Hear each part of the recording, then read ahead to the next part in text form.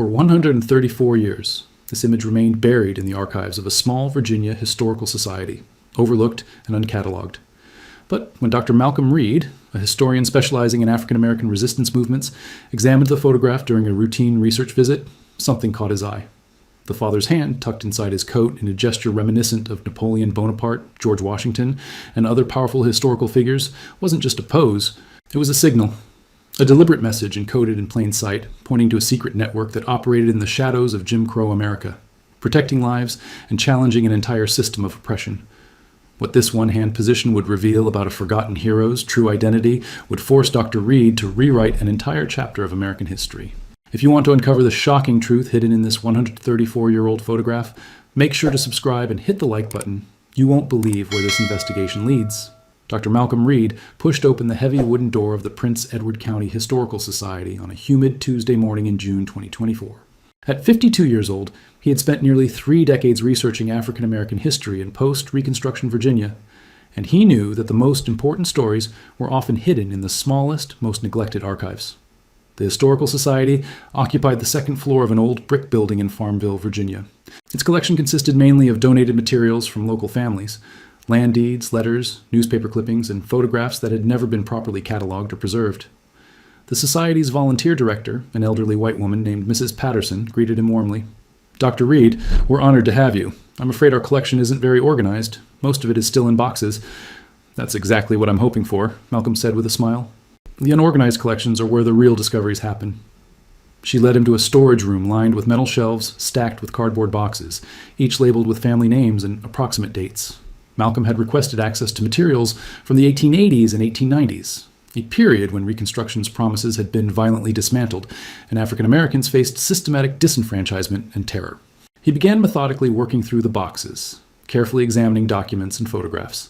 Most were from white families, property records, wedding portraits, business receipts, but occasionally he found materials from black families, usually donated by descendants who had moved north decades earlier.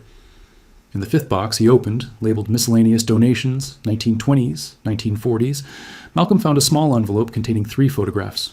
The first 2 showed groups of white men at what appeared to be civic events, but the 3rd photograph made him pause. It showed a black family of 5, a dignified couple flanked by 3 children standing in a modestly furnished parlor. The composition was formal, typical of the era, but something about the father's posture immediately caught Malcolm's trained eye. The man stood with his right hand tucked inside his coat at chest level, his thumb visible outside the fabric. His gaze was direct and proud, his bearing almost regal. The pose was unmistakable. It was the hand in waistcoat gesture, the same stance used by Napoleon, Washington, and countless other leaders throughout history. Malcolm carefully removed the photograph from the envelope and turned it over. On the back, in faded pencil, someone had written, "Freeman Family, 1890. He set the photograph on the table and stared at it, his historian's instincts tingling. This was something significant. Malcolm photographed the image with his phone and immediately began examining it more closely on his screen, zooming in on different details. The quality was remarkable for a photograph of that era. Sharp focus, good lighting, careful composition. But it was the father's pose that dominated his attention. Malcolm had seen this gesture countless times in his research, always in portraits of powerful men, military leaders, statesmen, aristocrats. It symbolized restrained power, dignified authority, calm leadership. For a black man in 1890, Virginia to adopt this pose was extraordinary. This was barely a generation after slavery's end, during a period when any appearance of black pride or authority could invite deadly violence. The backlash against Reconstruction was in full swing. Jim Crow laws were being enacted across the South. Lynching was used as a tool of racial terror. Yet here was this man, standing in his own home, posing like an emperor. Malcolm's mind raced through possibilities. Was this simply personal pride? A statement of dignity in the face of oppression? Or was it something more? A deliberate signal meant to communicate something specific? He zoomed in further on the photograph, examining every detail. The family's clothing was modest but well maintained. The room showed simple furniture, a side table, a chair, wallpaper with a faint pattern. On the table sat a Bible, prominently displayed. Then Malcolm noticed something he'd initially overlooked, a small embossed stamp in the bottom right corner of the photograph. He enlarged it as much as his phone would allow and could barely make out the words. Archer and Son, Photographers, Lynchburg, Va. His pulse quickened. He knew that name. Thomas Archer had been one of the very few black photographers operating in Virginia during the 1880s and 1890s. Malcolm had come across references to Archer's studio in previous research. The man had been known for creating dignified portraits of African Americans during an era when racist imagery dominated popular culture. The choice of photographer was significant. Farmville had closer options, including white-owned studios, but the Freeman family had traveled 50 miles to Lynchburg specifically to have their portrait taken by a black photographer. This wasn't just about getting a family photograph. This was about control, controlling how they were seen, how they were represented, how they would be remembered. Malcolm sat back, his mind connecting dots. The pose, the photographer, the deliberate composition, these weren't accidents. This photograph was trying to tell him something. He just needed to figure out what. Malcolm spent the rest of the day photographing other materials in the archive, but his mind kept returning to the Freeman family portrait. That evening, back in his hotel room in Farmville, he transferred the high-resolution images to his laptop and began a detailed analysis. He opened the photograph and image editing software and systematically examined every section at maximum magnification. The father's face showed a man in his early 40s, with strong features and an unwavering gaze. The mother stood beside him, her expression serious and dignified. The 3 children, 2 boys and a girl, ranged in age from perhaps 6 to 14. Malcolm zoomed in on the father's hand inside his coat. There was definitely something there. A rectangular bulge beneath the fabrics, suggesting he was holding an object. A book? A document? The angle of his fingers indicated he was gripping something deliberately. Then Malcolm noticed something that made him lean closer to the screen. On the man's vest, just visible beside his watch chain, was a small pin. He adjusted the image's contrast and brightness, sharpening the detail as much as possible. The pin was circular, perhaps half an inch in diameter. At its center was a symbol that Malcolm couldn't quite make out, but it appeared to be geometric, possibly a square with something inside or overlaid on it. Malcolm grabbed his notebook and sketched what he could see, then began cross-referencing it with his knowledge of 19th century fraternal organizations. The most obvious possibility was Freemasonry, specifically Prince Hall Freemasonry, which had provided crucial networks of mutual aid and political organizing for African Americans after the Civil War. The Masonic square and compass symbol was well documented. But this pin seemed to have additional elements, something that didn't match the standard Prince Hall regalia Malcolm had seen in other photographs from the period. He pulled up his digital archive of Prince Hall materials and began comparing images. After an hour of searching, he found something that made his breath catch. A reference in a 1912 memoir written by a Prince Hall Mason from Richmond, Virginia. The memoir mentioned, almost in passing, those brothers who once carried the additional mark, the torch and key, in service of work that cannot be named here but which history will someday honor. The torch and key. Malcolm looked back at the pin in the photograph, squinting at the blurred symbol. Could that be what he was seeing? What work cannot be named? And why did it require a secret symbol within an already secret organization? Malcolm knew he needed expert consultation. The next morning, he contacted Dr. Robert Hayes, the official historian of the Prince Hall Grand Lodge of Virginia, whom he'd worked with on previous research projects. Robert, I need your eyes on something," Malcolm said when Hayes answered the phone. "I found a photograph from 1890 showing a black man wearing what appears to be a modified Masonic pin. There's a torch and key symbol incorporated into it." There was a long pause on the other end of the line. "Where did you find this photograph?" "Prince Edward County Historical Society. The family name is Freeman, from Farmville." "Can you send me the image?" Malcolm immediately emailed the enhanced photographs. 10 minutes later, his phone rang again. "Malcolm, where are you right now?" Hayes' voice carried a tension Malcolm had never heard before. "Still in Farmville. Why?" "Stay there. I'm driving down. I'll be there in 90 minutes. Don't share this photograph with anyone else yet." Hayes arrived at Malcolm's hotel just before noon, carrying a leather briefcase. They sat in Malcolm's room, and Hayes spread several documents across the desk. Old photographs, handwritten ledgers, and photocopies of faded letters. "What you found," Hayes said carefully, "is evidence of something that officially doesn't exist in any Prince Hall records. The lantern bearers." Malcolm leaned forward. "Tell me." Hayes explained that the lantern bearers had been a clandestine group operating within Prince Hall Freemasonry from approximately 1883 to the mid-1890s, primarily in Virginia and North Carolina. They were composed of educated black men, teachers, preachers, small landowners, businessmen, who had organized a covert resistance network during the violent backlash against Reconstruction. They operated an underground railroad, Hayes said, but 20 years after the Civil War ended. They were moving people who were targeted by white supremacist violence, people facing lynching, false charges, designed to trap them in convict leasing, political persecution. The lantern bearers would hide them, forge documents, arrange transportation north. Malcolm felt his historian's instincts ignite. And the pin? The torch and key. The torch for illumination, for bringing light to darkness. The key for opening doors, creating escape routes. Only confirmed members wore it, and only in carefully controlled circumstances like this photograph, taken by a trusted black photographer who was likely part of the network himself. Hayes pointed to the Freeman family portrait. If this man was wearing that pin in 1890, he wasn't just a member. He was active. He was operational. His home was probably a station. Malcolm and Dr. Hayes spent the afternoon at the Prince Edward County Courthouse, searching through property and legal records. Malcolm knew that land ownership was crucial for understanding the lives of African Americans in post-Reconstruction Virginia.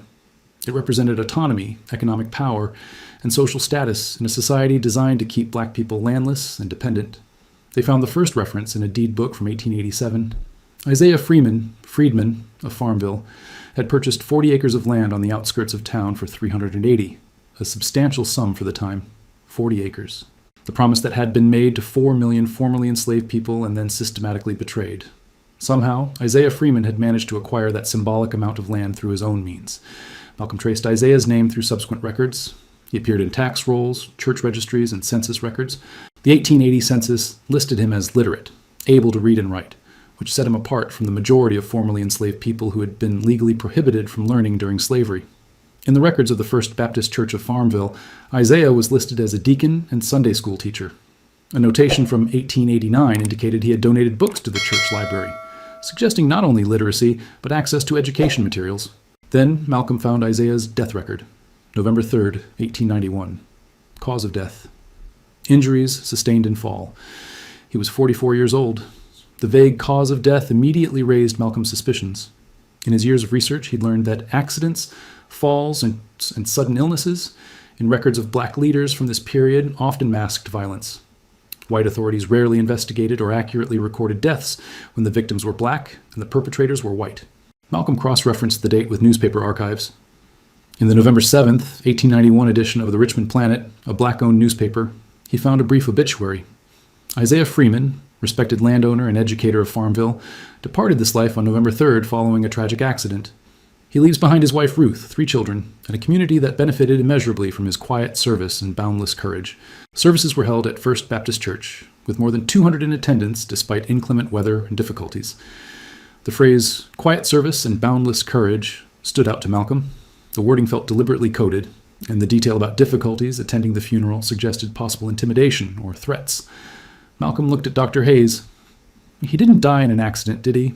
Hayes shook his head slowly. Probably not. Late 1891 was when several lantern bearers were discovered and killed. The network had been infiltrated or exposed somehow.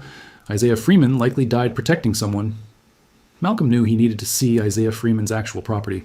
Using the coordinates from the 1887 land deed, he and Dr. Hayes drove to the location the following morning. The original 40 acres had long since been subdivided and developed, but the original Freeman house still stood remarkably intact. It had been converted into a duplex rental property, with the owner living in one side. Malcolm knocked on the door and introduced himself to the owner, Carolyn Patterson, a retired teacher in her mid-60s. When he explained his research on Isaiah Freeman and showed her the 1890 photograph, her eyes widened. "I've lived here for 15 years, Carolyn said, "and I always knew this house had history, but I never knew whose. Please, come in."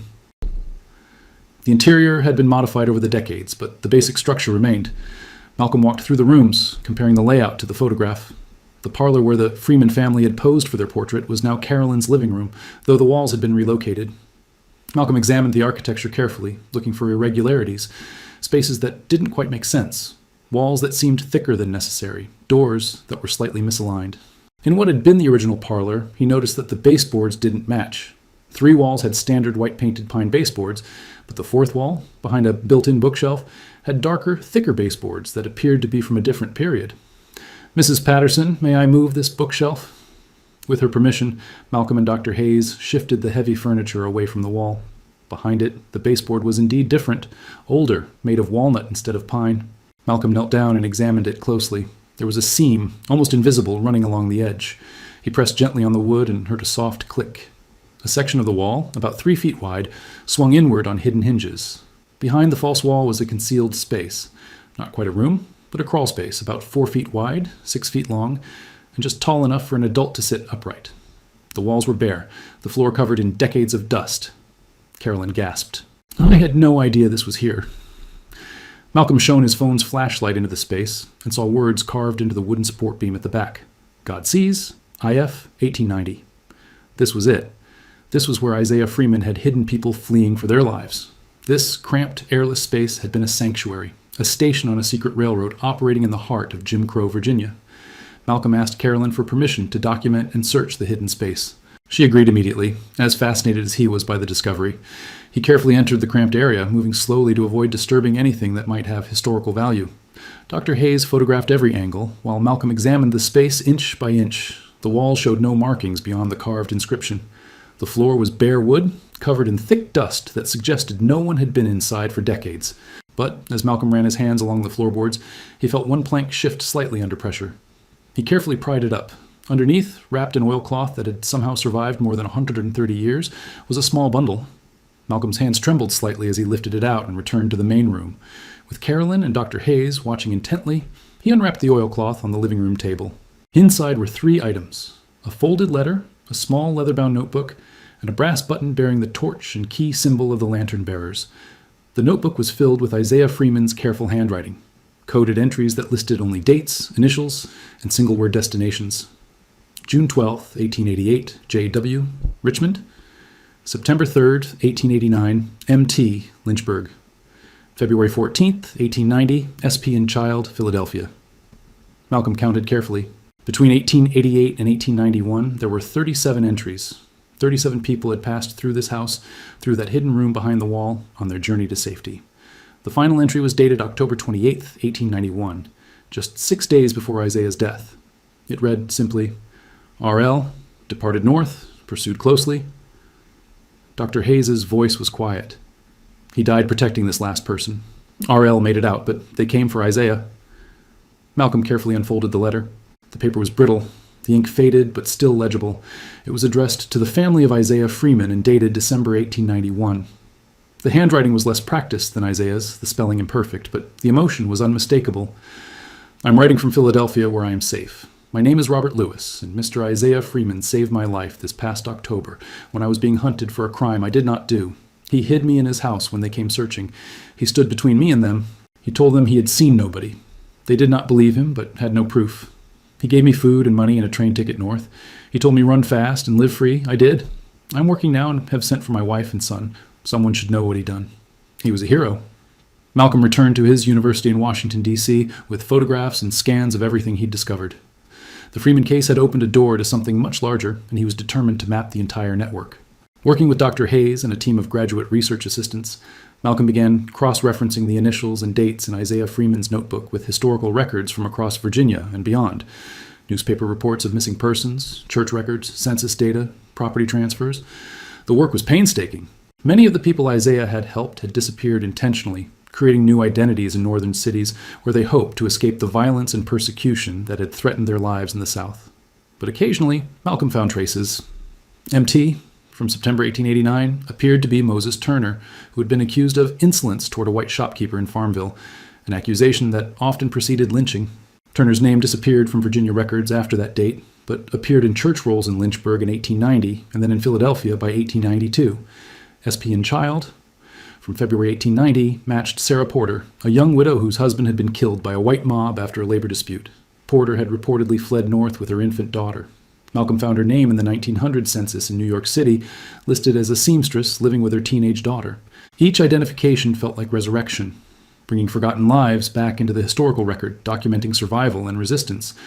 But Malcolm also began finding references to other lantern bearers. Isaiah Freeman hadn't worked alone. The notebook included occasional annotations, coordinated with T.A. in Lynchburg, almost certainly Thomas Archer, the photographer. Transferred to J.M. in Richmond. Possibly James Mitchell, a Prince Hall mason and undertaker whose business would have provided perfect cover for moving people. Malcolm discovered that the network had extended throughout Virginia and into North Carolina, with stations approximately 50 miles apart, a day's travel by horse or train.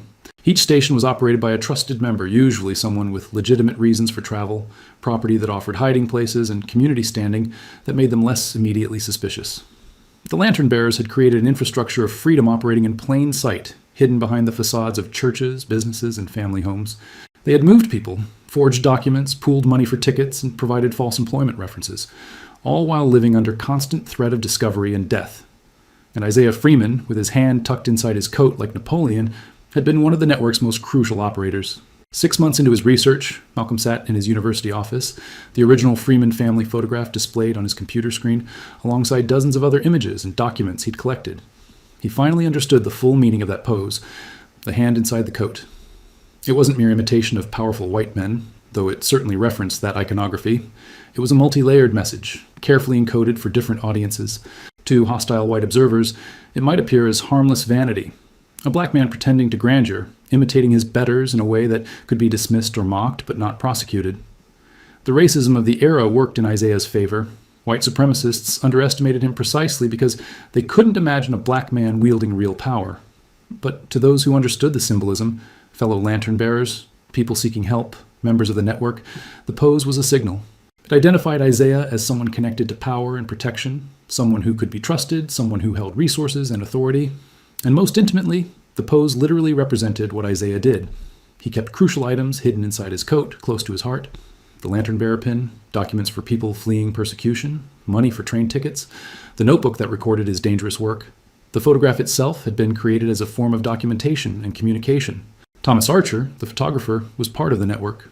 The image was likely copied and circulated among trusted allies, serving as a way to identify safe houses and reliable operatives.